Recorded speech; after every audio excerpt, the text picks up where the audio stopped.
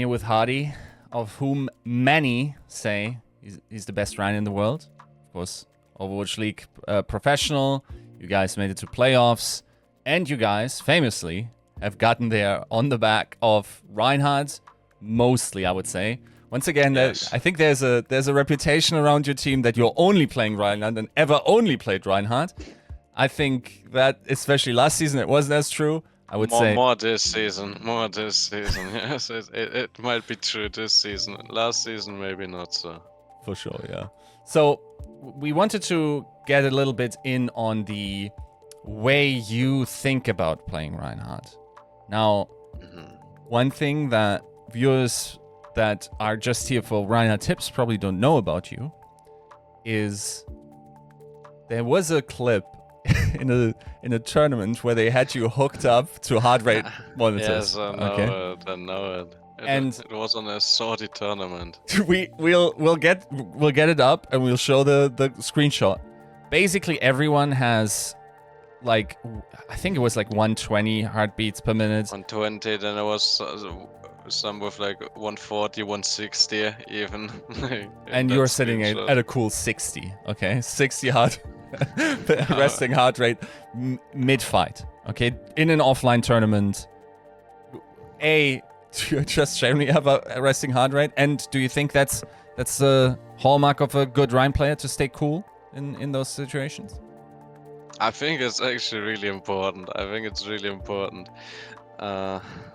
If you start panicking and losing your cool and not trusting yourself, your team, getting your heart rate is gonna go up.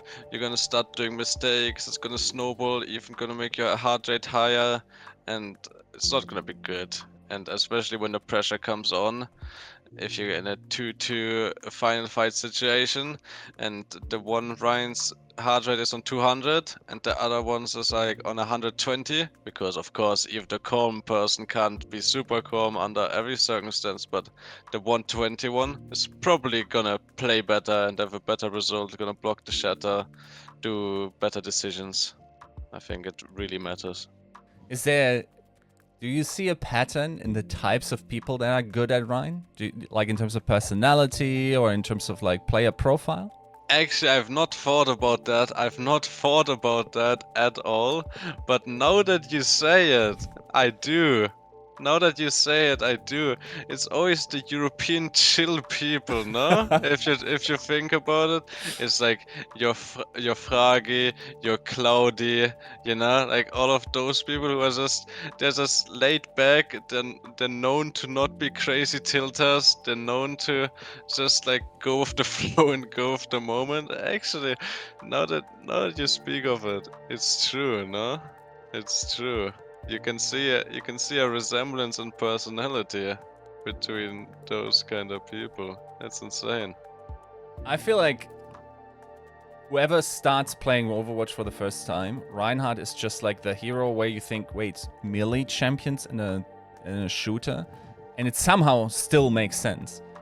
Did you come from shooters or did you come from any other game beforehand? No, the thing is, I mean, even my personality right now is I'm like more of a bulky guy. I try to be like the big guy, and I also play the big guy heroes. I play the Reinhardt. I play all that stuff. I come from more of a casual gaming background, but like the more competitive game that I played was like Super Smash Brothers, and obviously it's a brawl fighting game, and I always used to play heavy champions, and like even though heavies are never like meta, I used to play heavies just because they're fun. So it's like it was always just fun to me to play heavies. And then I play Overwatch. I played first on PlayStation, then I moved on to PC, and I've never aimed on a PC in my life before that. So I'm just like, just hook me up with the guy, with a brawler who looks like he comes from a fighting game. He has a big shield, has a hammer I can swing around, and then that's basically how it started for me. So yeah. Do you think this decisions-making process between fighting games and Reinhardt is similar? I think it is. Like a lot of it, I think a lot about the Rhine v Rhine. Like I mean Reinhardt, but especially Rein, I think a lot about like options. When you're playing fighting games, you think about options and like denying the enemy options and thinking about what they could do next, thinking about how you can counterplay that. And the Rein is really super similar in that, like expecting the enemy's next move and knowing what they do, knowing what you're gonna counter, analyzing play styles as well. Really important in competitive fighting game settings, and it's the same in the Rein. So I think there's similarities there for sure. Sure. Now, you have another similarity with Reinhardt, which is, of course, you're also German. Do you feel there's anything? Yes. Do you feel beyond the accent, which is pretty obvious, right? Is there any are there other qualities that about him that make him German? I mean, he's just a chill guy, you know. He's just there for a ride. He's kind of calm. He's kind of like how we talked about the personalities. He's kind of that, you know. He's just there like for the ride, chilling.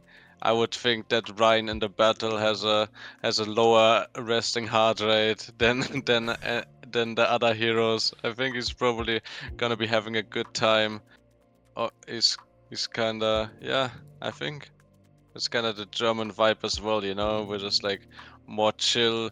We think about what we do. We think about our decisions.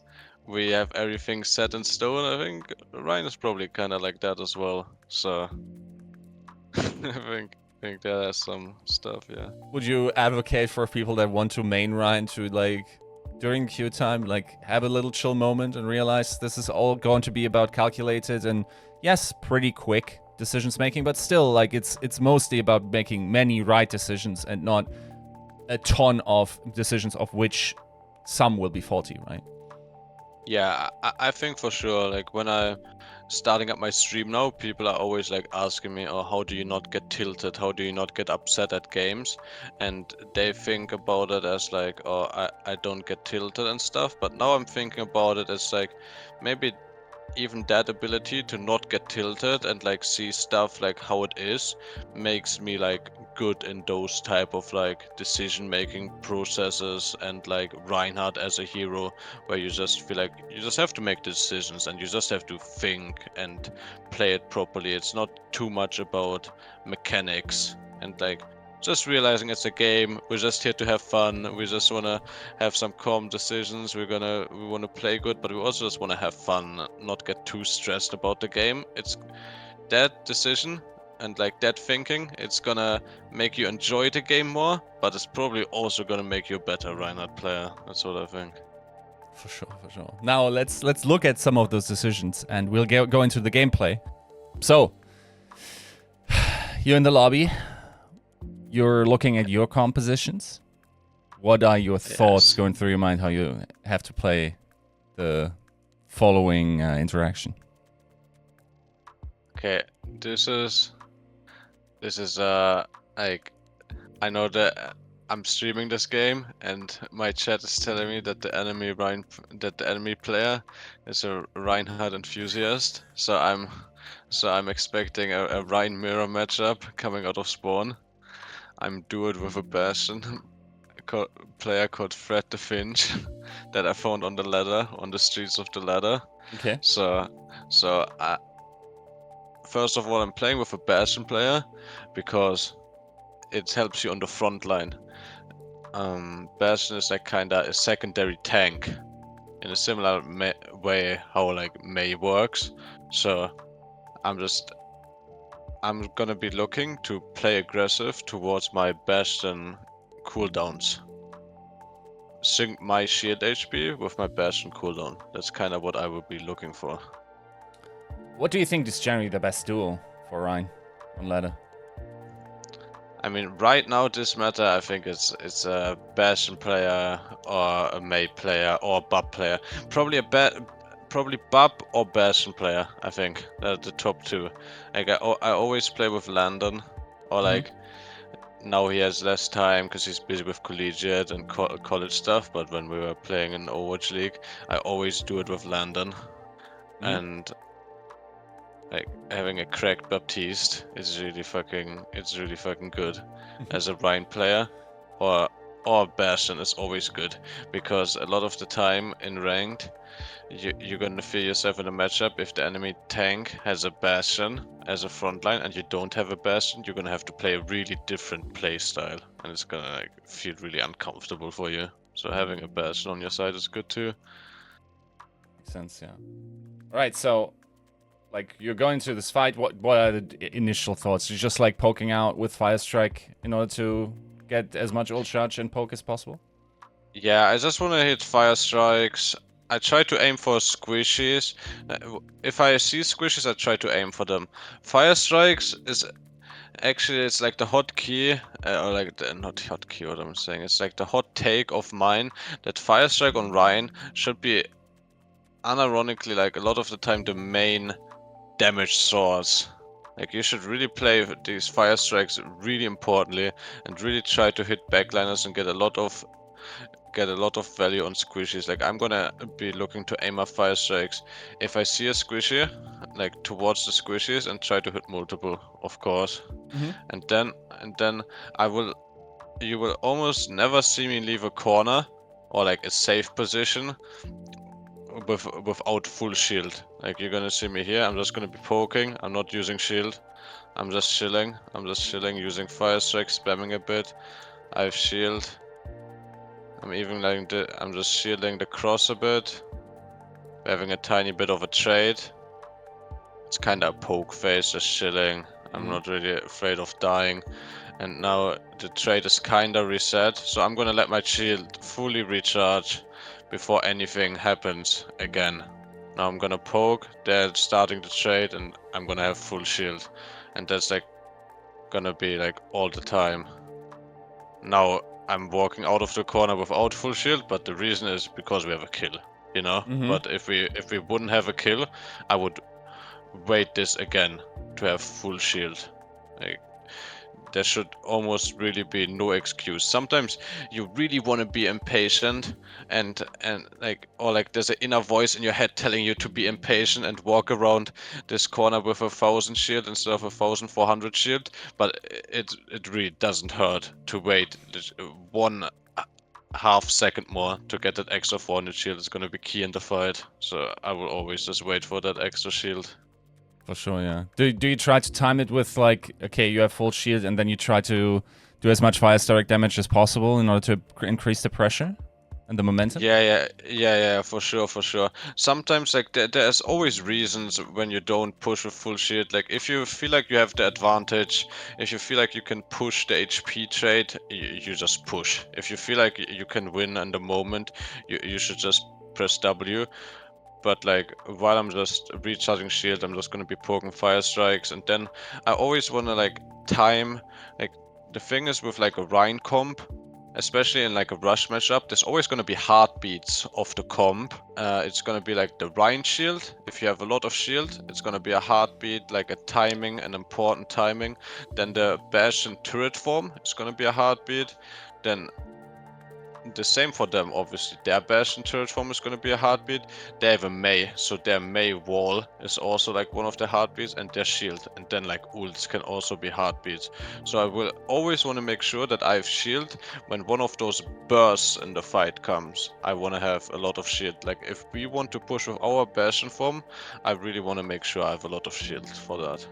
So you generally want to identify what kind of the important abilities are, keep track of those, and then react based on that, right? Exactly. That's why, in a way, it's easy to play with a Bastion player. It gives you like, you for sure have one hero that gives you that burst, and you know that you can structure the fight around. You can be like, okay, when do you have your next turret form? Or I have my shield. Okay, let's push together. Let's go around the corner, 3, 2, 1, and let's synchronize our push, you know? Right. Then I assume, like in your beat system, as soon this is in the neutral, right? Like this is the first fight, you can't expect anyone to get ult here. But it's presumably all of the ultimates, or I guess most of the ultimates, are also these heartbeat moments, right? Exactly. Like this fight, how this fight would go. I'm like, okay, we're just crossing the choke. This is like gonna be like one heartbeat. They're like using their Bastion form. We're gonna use form back. They used wall. We survived everything. We're chilling. We're chilling. I'm taking a lot of damage here. The thing is with preserving the shield, my Baptiste. My Baptiste will always have more healing than their Baptiste. Like I'm making my Baptiste really heal bot a lot because DPSing is not even that useful for him right now.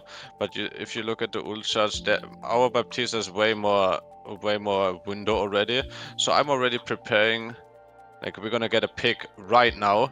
But I was like coming in the situation. Okay, let's just wait for our window, and then we farm window and we push the corner with a window and a form, basically stacking our heartbeats and making them stronger. You know. For sure. How did you know that your Baptiste is going to have an earlier ultimate? It's just because I was taking more damage than their Ryan, basically. Like I was taking a lot of damage, getting really low a lot of the time here. Like here I'm like 100 HP.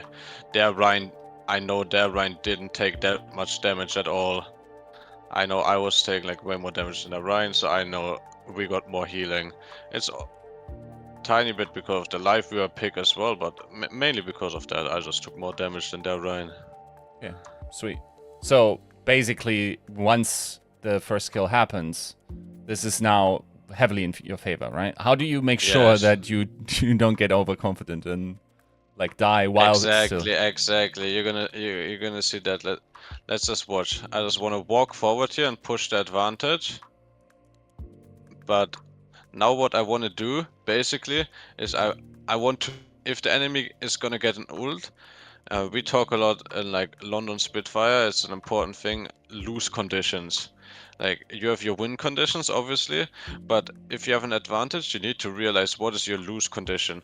And if you have an early pick in a neutral, and your obvious lose condition is like a flank, like or like the fight getting chaotic. So I'm basically like leading the fucking group, leading the sheep, and I want to make sure that none of like the enemies are the sheep now, and I'm pushing the sheeps together and I'm the wolf, and I want to make sure that none of them escape and get on a weird flank and mess up with my team's formation. So the enemy sheep that escaped from the formation was their mate that you just saw.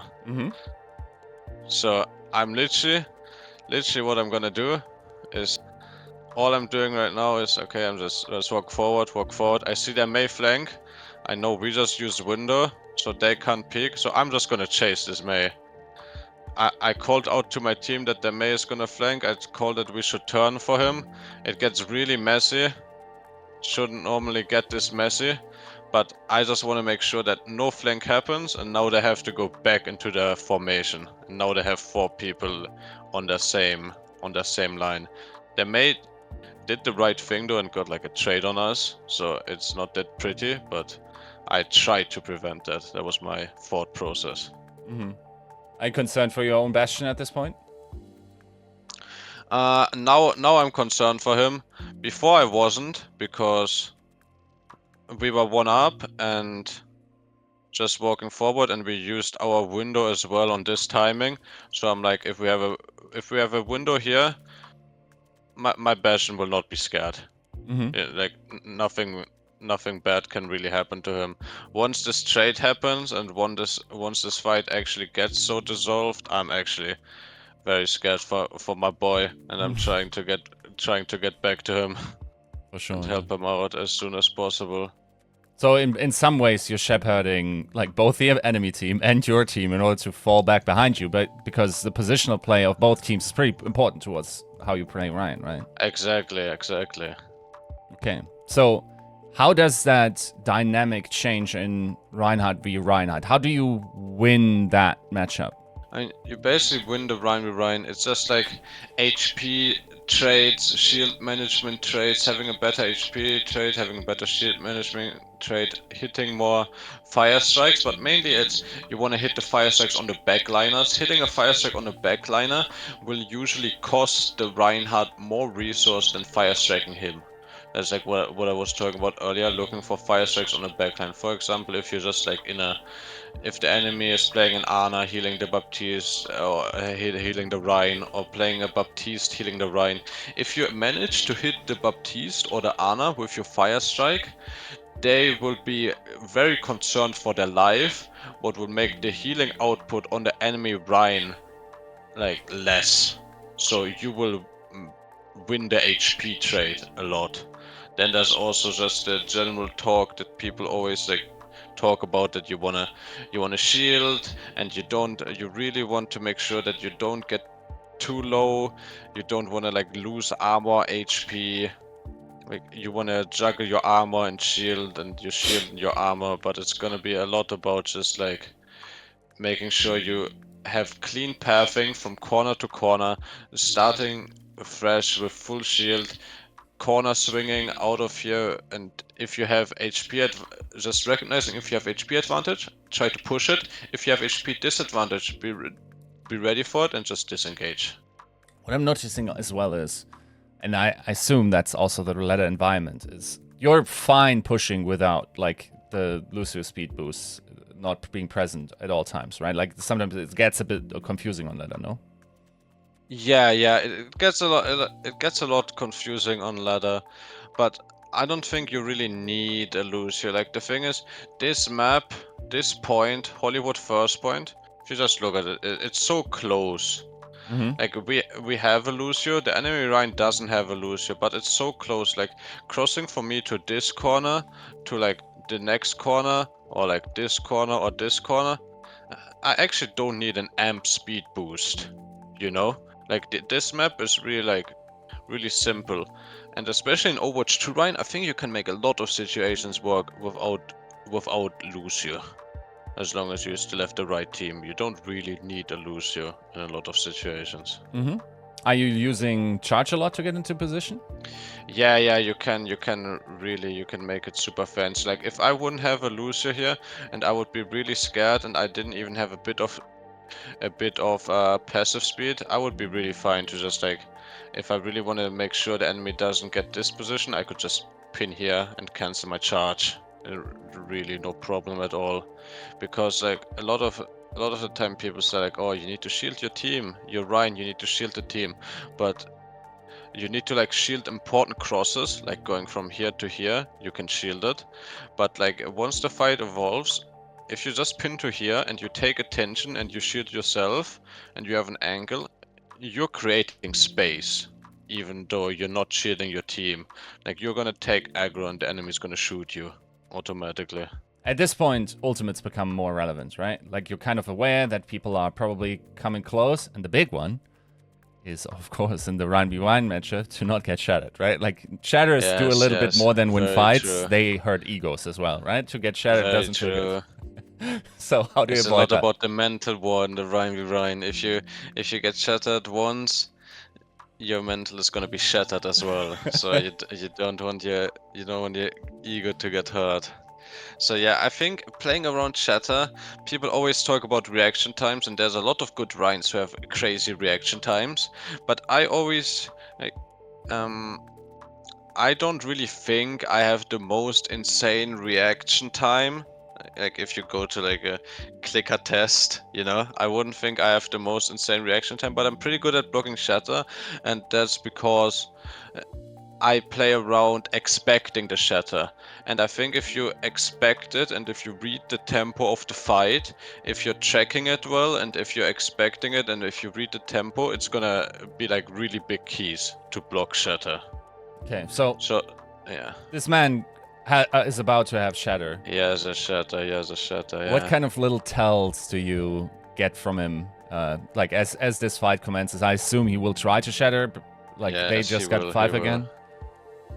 He will try to shatter. The thing is, okay, just one key. I did a tiny bit of a mistake here. He could have capitalized off this. Like fire striking in range of being able to get shattered. He could just shatter me and my team if he was like super ready for this. This is like a really like platinum, like super basic advice. Don't fire strike when the enemy Rhine has shatter. That's like the basic advice, but of course it will get more complicated like that, because if I'm standing here and the enemy Rhine is here, I can fire strike, you know? He can't just shatter across 3 walls and the 7 seas, even if I'm even if he has shatter. But if I'm standing in melee range to him, I shouldn't fire strike. It's just a mistake. He could just punish it by pressing Q if he's really aware at the timing. So that's like one thing you should be looking out for. And then now I'm like starting to read in his body language, actually, like especially this when he's walking for like, I mean it's like really in the second. Like if he's walking forward like this in a neutral, it doesn't make much sense, you know. Yeah, like doing this movement, exactly this movement, this still frame, it is like non-logical. You know, it's like this must mean there's something coming. So either they're going with an ult or he's going with shatter. So like either they want to be looking for a Mei ult now, or like a crazy engage, or like an off-tempo engage. I see his teammates though being like really far behind, being low in HP, because I've been aiming on the fire strike for them the entire time. Like I've been saying earlier, every fire strike, it's not going on this guy, it's going on their backline. I'm trying to keep his backline in check so they can't follow him. And I see him walking forward really over aggressively like this. It's probably a really big sign he's gonna shatter. So a lot of this is not even like this, me blocking his shatter here. A lot of it is not even reaction, but like prediction. It's the entire situation, it's the movement, but the jump is a really big tell. As soon as he jumps, it's an insane tell, but like, yeah, the jump is an insane tell, and like body language. You're gonna see a lot of Rhine is gonna be a lot about body language and just understanding like how people are looking for it. And then like hitting a shatter is also gonna be a lot about faking your body language. You know, like if he was looking for a shatter here, what he could have done is like play super passive, let me walk in, not even show that he has shatter, and then just press Q, for example. Like it's gonna be a lot about the mind games, and he kinda made it a bit obvious, so I had a pretty easy time to block it. The interesting thing to me is, like, you're kind of doing two things, right? You're not just blocking the shadow, you're also backing up in the sense that you also get the corner in case you get hit, probably. And yeah. so if he shatters you, you're not 100% dead, right? Like, you can still be... Exactly. Right, okay. Exactly. Because I could also, if I get shattered here around this corner, if I fuck up, if something crazy happens, maybe we still have a lamp online and we get a lamp into this corner and we can still survive, you know? Or like our Lucio doesn't get shattered and we get the beat off. Like even if we get beat off, if I get shattered here, especially in this Bastion meta, there's a high chance I'm dead. They have window up as well. Even if we beat me in this open sideline, I'm just gonna get bursted through the sound barrier. But if I'm in this corner and we get beat and lamp on the shatter, there's a high chance I can still live. For sure. Alright, so you're sitting there. Are you concerned in also blocking the shatter for your teammates? Or is it just their job to be behind you when you block it? I'm also concerned for them. I try to make sure to block them. It's mainly, the thing is, if you have to block your team or you have to block yourself, blocking yourself is always going to be top priority, because sometimes there's going to be situations where the enemy Rhine, he hits a 4-man shatter onto everyone but you, but then you can still block a lot of the damage, you can pin him to stop the follow-up, you have a lot of like ability to like prevent your teammates dying even if they're shattered, if you're not shattered. So your top priority is for yourself to not be shattered, then your secondary priority is to make sure your teammates don't get shattered. Like if my Bastion would have gotten hit from this shatter here and my Lucio doesn't, my Bastion is completely fine getting shattered here. Nothing like could happen to him. If he would get shattered from this, I would just shield him. And then if their Rhine pins in to try to follow up, I would just counter pin. And their Rhine would probably be in a bad position from then. You're gonna see a lot here. It's like, you also, this is what I mean, you wanna start, you wanna corner swing, like I'm winning a lot of HP by just like swinging and movement. We end up pressing like the whole bank, and we don't need it. I think But for I mean, viewers it's watching what this, it is. I think the most impressive decisions making here is like if you go back to you swinging on the Rhine. Yeah. Here he's so you keep rolling, and then like eventually he gets really low here, right? I think a lot of people will Oh chase yes, here. yes. Yeah, he gets super low, but the thing is, especially in this Overwatch 2 Rhine, you have so much mobility, so much health, so much selfish gameplay. It will always be better to go on anyone else you can. If you can get on a squishy, like, I mean, it's just a simple mouse, you know. If I swing this Baptiste twice and fire strike him, he's dead. If I find a Baptiste out of position, I can just shatter him and he's gonna die. And having the Baptiste down, it's just insanely more value. Like I said, it's the same with the fire strike aiming. If I can get on somebody that's not the Rhine, even in the Rhine v Rhine, I want that. I don't want to just like play on the Rhine v Rhine. I want to also consider the other heroes, and if the opportunity opens up in the game to do like a movement like this to get on somebody else that's not the Rhine, I will always look to take it. Mm-hmm. Yeah, makes sense. Right, so everyone used all the ultimates. Everyone pressed the Q button. We managed to cap the point. Everyone is happy. So at this point, like there's a downtime. Are you keeping tally? Like, are you thinking about who has ult? What is the next fight going to look like? This is where I want to fight? Yeah, for sure. There's like some default positions. I will always try to look to get up here on this high ground on Hollywood second point. Like I'm not even thinking about it. It's like a subconscious decision. Then I will just like start to think about ults. If it's like a team environment, I would fully think about like, okay, what should be the best plan? But we also need to be careful because in these situations, if I'm here alone and my team is not with me, I would just die. So it's good to hold the space, aggressive, but if you're playing ranked and your teammates are not gonna follow you, don't die on the ego hill of, oh, I should be holding this position. Why are you guys not helping me? If your team is not helping you, just go back. It's better to play a bad position, like playing 5 on point and not dying, than being like the smart guy and standing here and playing the good position and then, but you're dead because your team is not with you. It's not like the position is not that important, especially in ranked, especially like if you're not in the highest of the highest ranks. I mean, even this lobby, even though it's like top 500, probably around like top 100 lobby, top 50 lobby, it's not gonna be that important to hold here. I'm basically thinking, okay, I would drop on their rotation. If they would try to rotate under, I would drop on their rotation. If they try to take high ground, I would try to stop them from high ground. That's basically the two options I'm like thinking about. Makes sense, makes sense. Then I just play. Then this Rhine is trying to come with the high ground. He's coming alone though. I see that with the sonic arrow that like I sense their movement. I sense like what they want to do. The Rhine is coming up.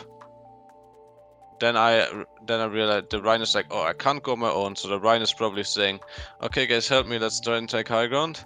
So I see with the sonic arrow, I see the Bash and the Rhine grouping up on the pedal, grouping up on the little elevator. So they will be going up. So now I'm lining up for a pin, because if I hit a pin back on one of these, or even a counter pin, it's probably a fight winner. So I hit the pin, but then he gets gripped. Oh gripped out of my pin. So he gets saved by their life weaver, but at least got a cooldown out. So that's not too bad. That okay? Explain that mindset to me, because here's a maybe a more obvious example where I was at the Atlantic Showdown in like 2018-19, and people were playing goats, right? Yes. And I saw a Reinhardt shatter like 5 people, but the enemy Lucio got a beat off and saved everyone. And the audience reaction was, wow, big shatter. But as soon as nobody died because of the beat, everyone felt like duped and thought like, oh, this was a bad play, you know, oh, wasted shadow or whatever. Yes. It's not a wasted shadow, is it? Of course, it's not a wasted shatter. If you get a support ult out for the thing is shatter is in general it's a low value ult. That's like the general of shatter. You should not expect to get a fight winning play with shatter. But sometimes you see these crazy montage plays where you hit a 5-man shatter and everyone dies and it looks super cool. But like in organized team play, also in also in ranked, basically just in general, you're gonna get these montage shatters sometimes where you just win the fight off of them. But like just getting a really important cooldown / ult, you're super happy with that. You're gonna win like the layer fight. Basically, if you think about like you have beat, the enemy has beat, you're both in like a lose-your matchup. If you're able to force their beat with your shatter and you deny their shatter, you block it, you're just gonna win with your beat because you have a free beat at that point. So you will be most likely to win. So basically, you won the fight with your shatter, just at a different timing later in the fight. Yeah. So do you have like a value system in mind? Because you just said you got an cooldown out. Of course, the life grip is a pretty long cooldown. It's a pretty valuable cooldown. You lost your charge and arguably a position, right? Is that worth trade? And I mean, this is probably not a worth trade. The thing is, the life weaver grip is fucking. It's kind of very annoying to play against because it's like a solo grip thing. So a lot of the time when you're hitting solo shatters, you're gonna be super happy with a solo shatter. You're gonna see me a lot. Not in this lobby, but if there's not a life weaver on the enemy team, I will always solo shatter. If I see an opportunity for a one-man shatter that I know will get value, I will always take it. Solo shattering is super good. Life weaver is just like a really specific hero where you always have to keep in mind that you cannot invest your whole resources into a single enemy. Yeah. Maybe I shouldn't, like in hindsight, maybe I shouldn't go for this play. But maybe because it's ranked ladder, I would just go for this play anyway. And if the life weaver messes up, I get a kill. And if he doesn't mess up, they get position and I will cry myself to sleep. Now, of course, you kind of imply that one of the big things to win Overwatch games or fights rather is to get first pick, right? Yeah, for sure. Like, is that basically what a lot of strategy should just revolve around? Like, what you talked about, like hitting the squishies, like figuring out the beats, the heartbeats of the composition. Presumably, a lot of this is in service of avoiding being first killed and or trying to get first kill. And at least for Overwatch League team fights, I know I think with Overwatch 2 it went up a little bit. Yeah, it's probably like an 80% win rate or something if you get first pick or something. Like it must be crazy high. Exactly. Okay, sweet. So everything will evolve trying to get the first pick. If you get the first pick, make sure you don't mess up. And if you get first picked, there's a lot of strategies. Like you saw there May, what he did in the first fight that ended up getting so messy. He like realized, because he's a good player, high elo player, he's like, oh, we got first picked, I have to get on the flank and I have to make a play. And he made a play, he got a pick, he made the fight messy, and that was his win condition. And that's what he did. And he like made a crazy good play and got value. I go for this pin, I get the grip, but this is not worth it, for sure. You see, my poor Bastion dies because I get to go for the pin. So I must send an apology letter to Fred the Finch after that. So now, yeah, here I noticed something crucial, right? Here I'm calling out to my team. Okay, my poor boy Fred the Finch is dead, but now their Fred the Finch is respawning, and their Rhine just dropped to the low ground, right? And I see like going for this rotation. If he goes this way with like a pin or just moving, he will take a long time getting from here to here. This will not be possible for him in time for his movement to stop me getting from here to here, and him trying to get up is it's like I'm gonna stop him going through this doorway. So his only way to get up, otherwise it would be to get gripped or have a pedal platform, live with a pedal platform.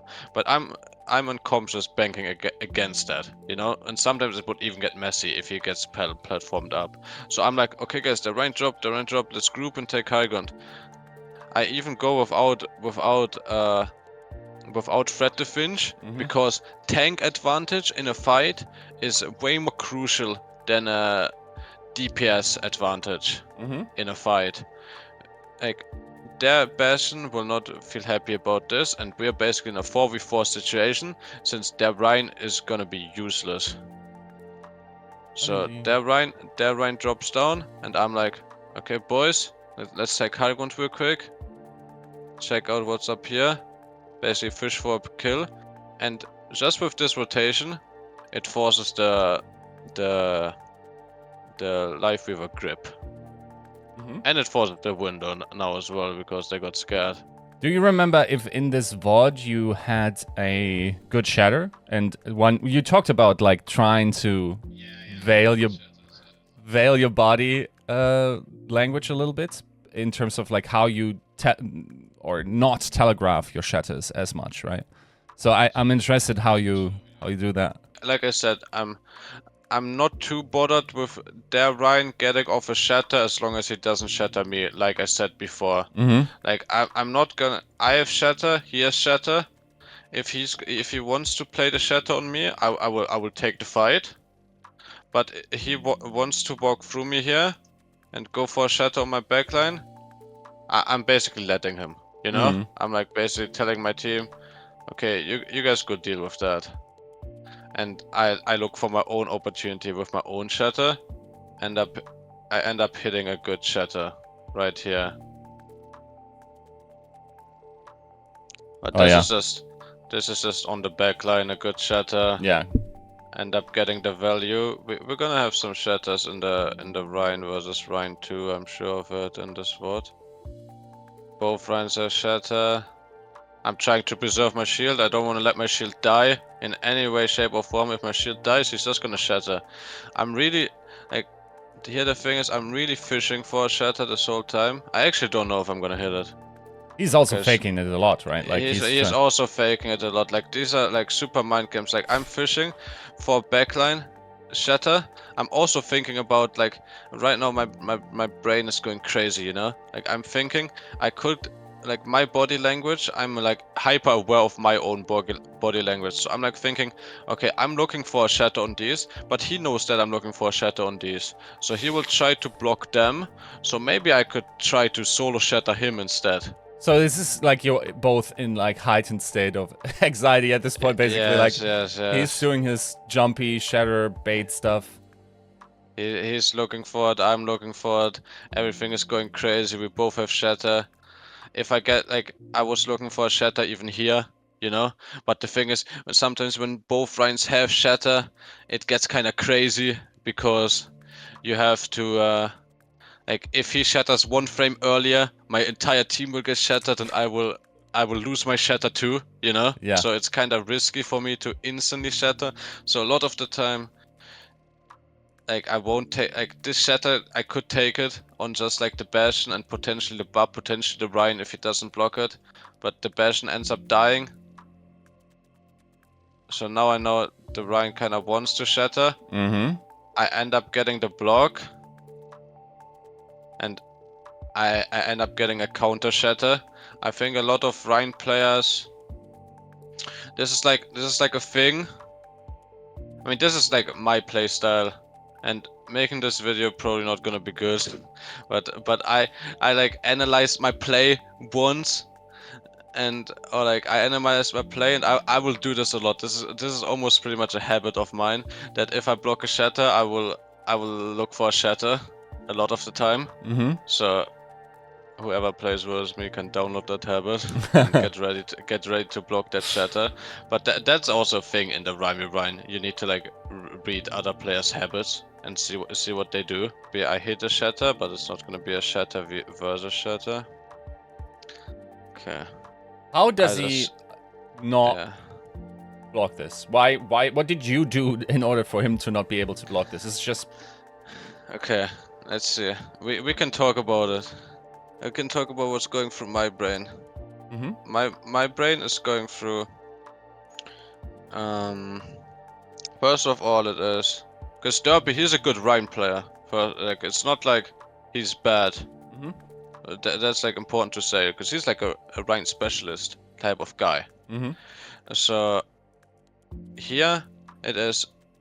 My Hanzo just died, first picked, right? We talked about this, that like 80% fight win rate or something like that. Yeah. So the enemy team is really like looking forward to pushing this next advantage. So because my ult is coming up, and I probably feel like, yeah, let's see. I walk out of the spawn with 60. I probably get a pretty good trade here. Yeah, as soon as this happens, I probably like. I think I start hitting. Yeah, I hit a lot. So because I hit a lot, and I'm like hitting a fire strike, I get a lot of ult charge here. I don't think that like we used Shatter at the same time before, and he's 82. So what's going through my head right now is that I got my Shatter in a faster way, so he doesn't expect that I have Shatter now. And I talked a lot about expecting, right? I can't go into his brain, of course, but that's what I'm thinking. I'm thinking right now that he's not gonna expect me getting the Shatter because I'm getting it faster than him.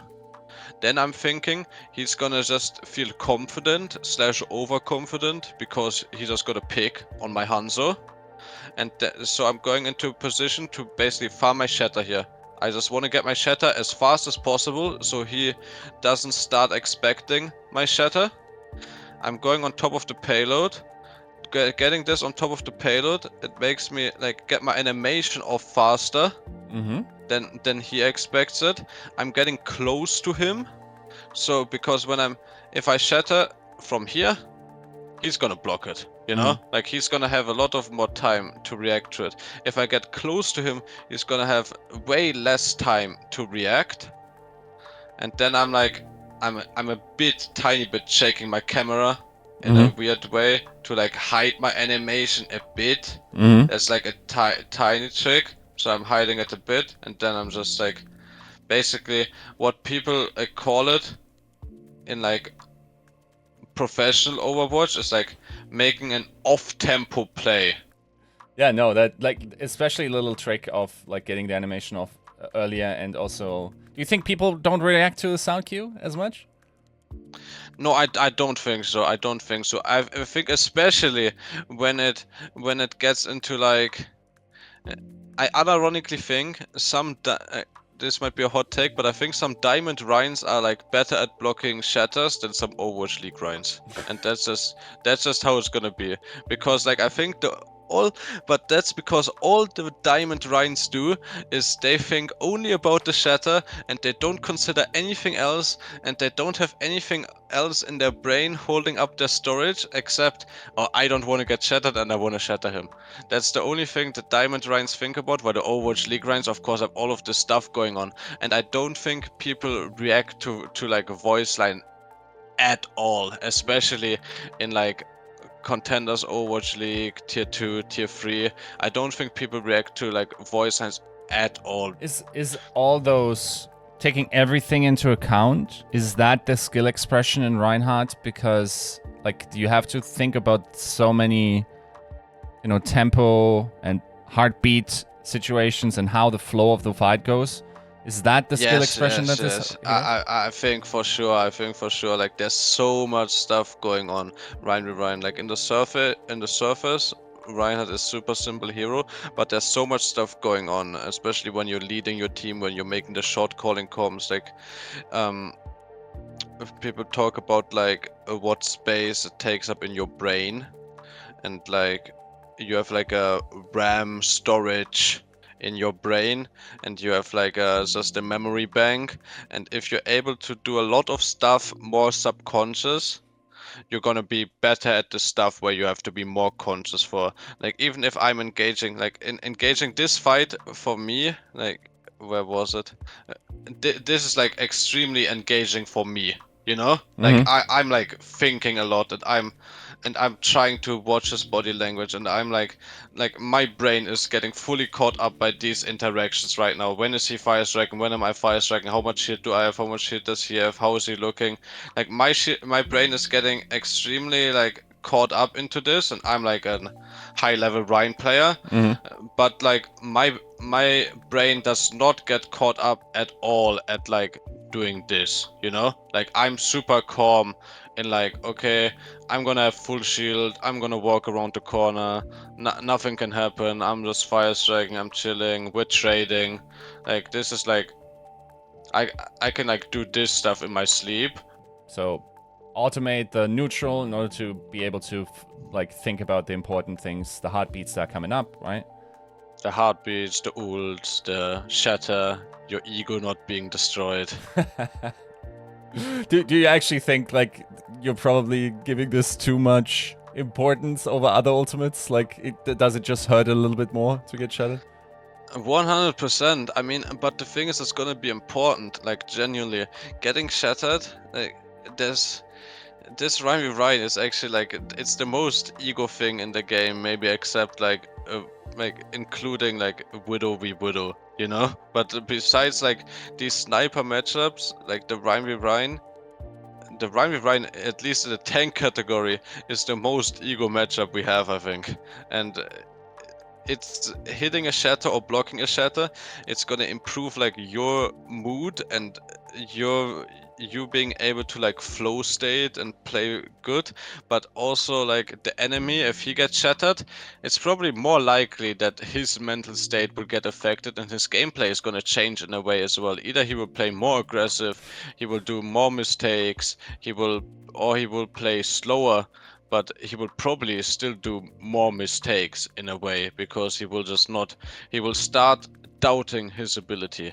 And I think it's actually a really big opponent in like gameplay, you know? Like if you have a back in the day a GOATS 5 map series and one Rhine starts in the first 2 maps to just shit on you, it's really hard to recover from that mentally and then just be like, okay, I can still win, I can still be good. It's really hard. Not many players can do it, I think.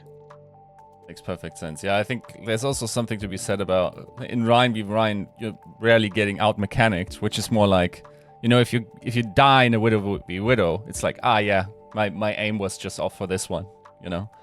In Ryan v Ryan, it's kind of like your skill as a whole. It's yes, kind of like, yeah, it's smarter, almost right? like, yeah, exactly. Be smarter. It's almost like getting to your intelligence. You can't just be like hitscan players always just blame the mouse or like, my sense is off a bit. I just need like a Ryan player is not gonna change his sense after getting shattered, Right. you know? Yeah. Like, so it's kind of affects your ego even more in a way. For sure.